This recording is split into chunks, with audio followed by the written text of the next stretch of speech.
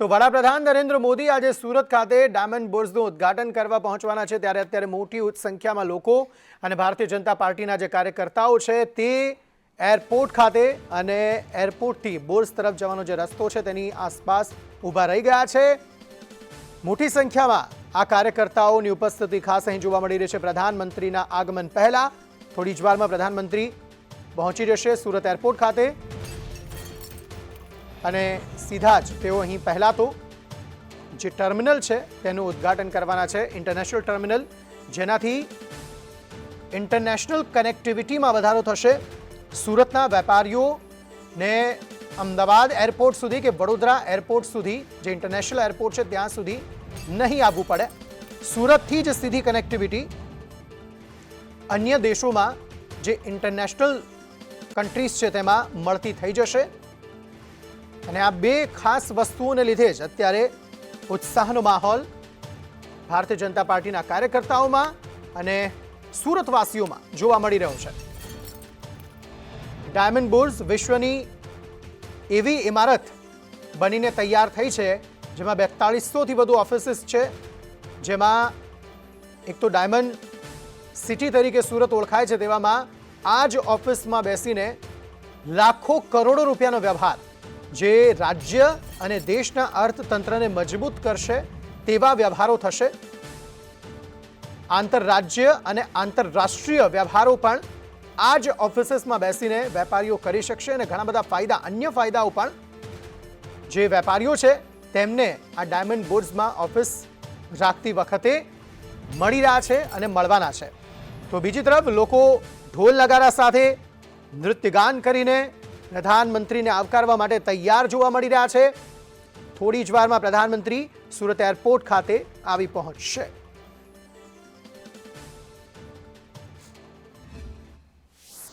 પ્રધાનમંત્રી નરેન્દ્ર મોદીનું સ્વાગત કરી રહ્યા છે। દર્શકો જોઈ શકો મોટી સંખ્યામાં મહિલાઓ છે તે અહીંયા ઉમટી પડી છે। સાહેબ, કઈ રીતના માહોલ અત્યારે સુરત શહેરમાં? આજે માનનીય વડાપ્રધાન બે વસ્તુના ઇનોગ્રેશન માટે પધારી રહ્યા છે, ત્યારે સૌને ગૌરવની લાગણી છે અને આ માહોલ પણ જોવા મળે છે કે બહેનો ભાઈઓમાં ઉત્સાહ જોવા મળે છે। ખાસ કરીને ઇન્ટરનેશનલ એરપોર્ટનું આજે લોકાર્પણ થવાનું છે અને દુનિયાનું મોટામાં મોટું હીરા બુર્સ જે 66 લાખ સ્ક્વેર ફીટમાં નિર્માણ થઈ ચૂક્યું છે એમનું પણ ઇનોગ્રેશન છે। તો આજે સુરતમાં એમનો નરેન્દ્રભાઈ પધારી રહ્યા છે, ત્યારે આ અત્યારે માહોલ જોવા મળે છે, લોકોનો બહુ બધો ઉત્સાહ છે। બિલકુલ, જે મહિલા છે તે આજનો દિવસ કેવો છે, સોના કરતા મોટો છે। બેન, કેટલી ખુશી?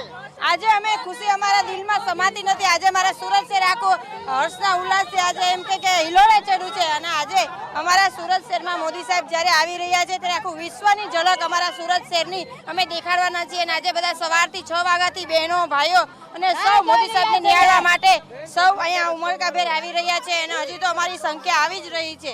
બિલકુલ, જો મોટી સંખ્યામાં જે મહિલાઓ છે, શું કહેશો બા, કેવો દિવસ આજે આવી છે? 300 બહેનો આવી છે અમારી પણ ઉલ્લાસ પર અને આનંદના લેરકા ને લેરકા મોદી સાહેબ આવે છે ત્યારે બહેનો નાચી કૂદીને હસીનો ઉલ્લાસ છે આજે અમારે ખૂબ જ।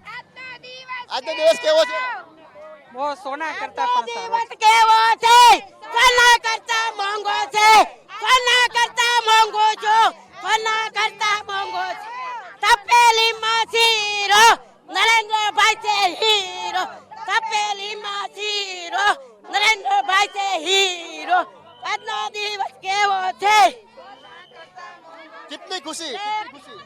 हिंदी में इतनी खुशी है कि आप जैसे कि आप देख सकते हैं सारी पब्लिक को, क्योंकि मोदी जी आज आप आ रहे हैं तो दो बड़े ही महत्वपूर्ण प्रोजेक्ट्स हैं हमारे सूरत के लिए, स्पेशली वो इनॉग्रेशन के लिए आ रहे हैं। और दूसरी चीज़ है कि हमारे सूरत को एज एन इंटरनेशनल एयरपोर्ट घोषित किया गया है, तो वो हमारे लिए और सूरत की सारी जनता के लिए बहुत खुशी की बात है। और आप जैसे कि देख सकते हैं खुशी की लहर यूं उमड़ के आएगी कि मोदी जी बस देखते ही रह जाएंगे। Thank you. जय गरवी गुजरात। બિલકુલ, ગણતરીની મિનિટો બાકી છે, ત્યારે હવે સુરત શહેરમાં જે લોકો છે તે ઠેર ઠેર આ રીતના સ્વાગત કરવા માટે પહોંચ્યા છે. ઠેર ઠેર લાઈન દેખાઈ રહી છે અને અત્યારે છે કહેવાય કે આ રીતના જે લોકો છે તે મોદી સાહેબની એક ઝલક જોવા માટે તરસી રહ્યા છે. વહેલી સવારથી છે તે લોકો લાઈન લગાવીને બેઠી રહ્યા છે. સુરત ઇન્ટરનેશનલ એરપોર્ટ બનવા જઈ રહ્યો છે ત્યારે સુરત એરપોર્ટ પર અત્યારે જે સુરત એરપોર્ટથી જે સીધી જે દ્રશ્યો જોઈ શકો છો કઈ રીતના સુરત એરપોર્ટથી ડાયમંડ બુર્જ સુધી ઠેર ઠેર જે કાર્યકર્તા હોય કે સમર્થક હોય તમામ લોકો છે તે મોદી સાહેબની એક ઝલક જોવા માટે આ રીતના આતુરતાથી રાહ જોઈ રહ્યા છે. અને હવે ગણતરીની મિનિટમાં જ મોદી સરકાર જે મોદી સાહેબ આવવાના છે ત્યારે લોકોમાં અનેરો ઉત્સાહ જોવા મળી રહ્યો છે. ઠેર ઠેર આ રીતના સ્વાગત પોઈન્ટ બનાવવામાં આવે છે અને ઠેર ઠેર લોકો સ્વાગત માટે આ રીતના ઉમટી પડ્યા છે. કહેવાય કે સુરતને ભેટ મળવા જઈ રહી છે ત્યારે સુરત નિવાસીઓમાં અનેરો ઉત્સાહ જોવા મળી રહ્યો છે. કેમેરા પર્સન રચિત પટેલ સાથે મનીષ પરમાર, સંદેશ સુરત. સામાન્ય સમય કરતાં થોડું લેટ આ કાર્યક્રમ જે છે તે ચાલી રહ્યો છે. 10-20 વાગ્યાની આસપાસ પ્રધાનમંત્રી એરપોર્ટ ખાતે આવી પહોંચવાના હતા, હજુ નથી આવ્યા. થોડી વારમાં પહોંચશે તેવી માહિતી અત્યારે પ્રાપ્ત થઈ રહી છે, પરંતુ લોકોનો ઉત્સાહ જે છે તે ઘટ્યો નથી. લોકોનો ઉત્સાહ પોતાના ચરમ પર છે અને મોટી સંખ્યામાં લોકો જે છે તે રસ્તા ઉપર અત્યારે જોવા મળી રહ્યા છે. કેટલાક લોકો નાચગાન કરી રહ્યા છે, કેટલાક લોકો પ્રધાનમંત્રીને આવકારવા માટે સ્પેશિયલ જે ધૂન વગાડવાના છે તેની પ્રેક્ટિસ કરતા જોવા મળી રહ્યા છે. તો બે અલગ અલગ કાર્યક્રમમાં પ્રધાનમંત્રી આજે શરીક થવાના, જેમાં એક તો ઇન્ટરનેશનલ ટર્મિનલનું ઉદ્ઘાટન પ્રધાનમંત્રી દ્વારા થશે અને બીજી તરફ ડાયમંડ બુર્જનું ઉદ્ઘાટન જે છે તે તેઓ કરવાના છે. આ બે કાર્યક્રમમાં પ્રધાનમંત્રી શરીક થશે અને ત્યારબાદ તેઓ પરત ફરશે.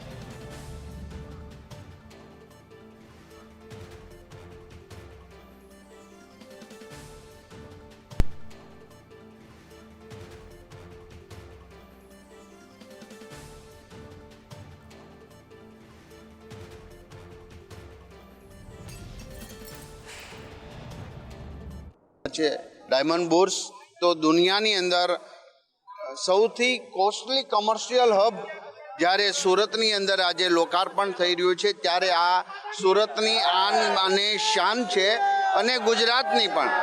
કુલ મળીને ભારતને એક નવી દિશા, ભારત એક નવી ઇકોનોમિક ડેવલપ થઈ રહ્યું છે ત્યારે 5 ટ્રિલિયન ઇકોનોમિકની અંદર ગુજરાતનો 10% હિસ્સો જ્યારે છે, આ હિસ્સો વધી અને રાષ્ટ્ર નિર્માણમાં સુરત પોતાનું શ્રેષ્ઠ યોગદાન આપશે. આજે પૂરા સુરત શહેર શણગારાયું હોય, પ્રત્યેક દિલની અંદર મોદી સાહેબને આવકારવા આતુર છે ત્યારે આટલો પ્રેમ, આટલી કરુણા, આટલી સદભાવના એ આદરણીય નરેન્દ્રભાઈ મોદી સાહેબે દરેક ભારતીયના દિલની અંદર વહાવી છે. સુરતમાં પીએમ મોદી ડાયમંડ બુર્જનું ઉદ્ઘાટન કરશે ત્યારે ડાયમંડ બુર્જના સંચાલકો સાથે તેઓ સભા સંબોધશે. મુખ્યમંત્રી ભૂપેન્દ્ર પટેલ કાર્યક્રમમાં હાજરી આપશે. 42 ઓફિસના માલિક અને પરિવાર પણ ત્યાં હાજર રહેશે. ડાયમંડ બુર્જને લઈ હીરા ઉદ્યોગને પણ ફાયદો થશે.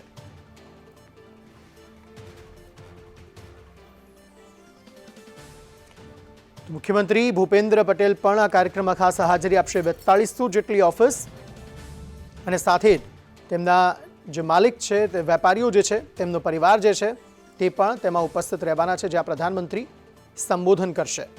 આ ખૂબ જ મહત્વપૂર્ણ કાર્યક્રમ આજના દિવસનો સુરત ખાતેનો, કે જેમાં ડાયમંડ બુર્જનું ઉદ્ઘાટન પ્રધાનમંત્રી દ્વારા થવાનું છે. એ ડાયમંડ બુર્જ જે વિશ્વની સૌથી વિશાળ કોર્પોરેટ ઓફિસ બનીને રહેશે. સુરતના ખજોદ વિસ્તારમાં નિર્માણ પામ્યું છે સુરત ડાયમંડ બુર્જ, જે રાજ્ય અને દેશના આર્થિક વિકાસ માટે સીમાચિહ્ન બનશે.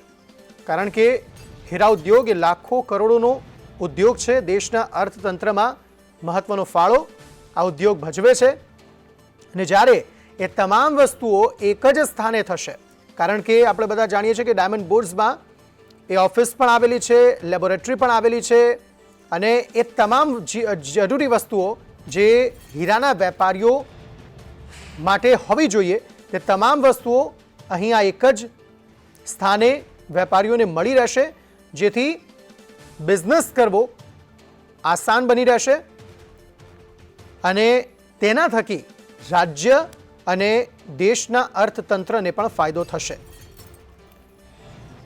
આજના કાર્યક્રમમાં પ્રધાનમંત્રી સહિત મુખ્યમંત્રી ભૂપેન્દ્ર પટેલ આ ઉપરાંત કેન્દ્ર અને રાજ્યના મંત્રીઓ, ડાયમંડ બોર્ડ્સના ચેરમેન પોતે, બોર્ડ્સ કમિટીના સભ્ય સહિત હીરા ઉદ્યોગના માનધાતાઓ જે છે તે ઉપસ્થિત રહેવાના છે.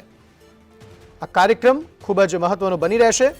પ્રધાનમંત્રીના આગમનના કારણે ડાયમંડ બોર્ડ્સ વિશ્વની સૌથી મોટી ઇન્ટરકનેક્ટેડ બિલ્ડિંગ છે, જે 3400 કરોડના ખર્ચે બની છે અને 35.54 એકર વિશાળ જગ્યામાં તે નિર્મિત છે.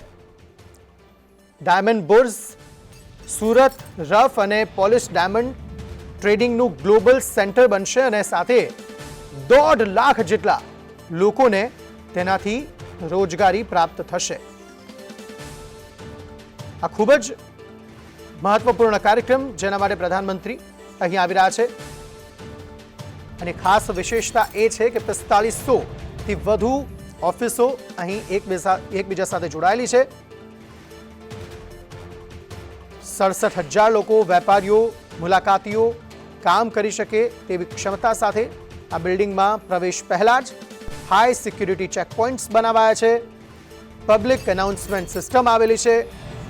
બિલ્ડિંગમાં ગ્રાઉન્ડ ફ્લોર પર મેમ્બર માટે બેંક આવેલી છે, રેસ્ટોરન્ટ આવેલી છે. ડાયમંડ લેબની સુવિધા પણ તેની અંદર જ અહીં કરવામાં આવી છે. ઉપરાંત 3 વીઘા જેટલું ગાર્ડન પણ અહીં બનાવવામાં આવ્યું છે, જે આ ડાયમંડ બોર્ડ્સ બિલ્ડિંગને વધુ આકર્ષક બનાવે છે. આ ઉપરાંત લગભગ 7,000 જેટલા ડાયમંડ, સોના ચાંદીથી નિર્મિત એક કલાકૃતિ પ્રધાનમંત્રી નરેન્દ્ર મોદીને આજે ભેટ આપવામાં આવશે, જે આબેહૂબ ડાયમંડ બોર્ડ્સ જેવી જ દેખાય છે.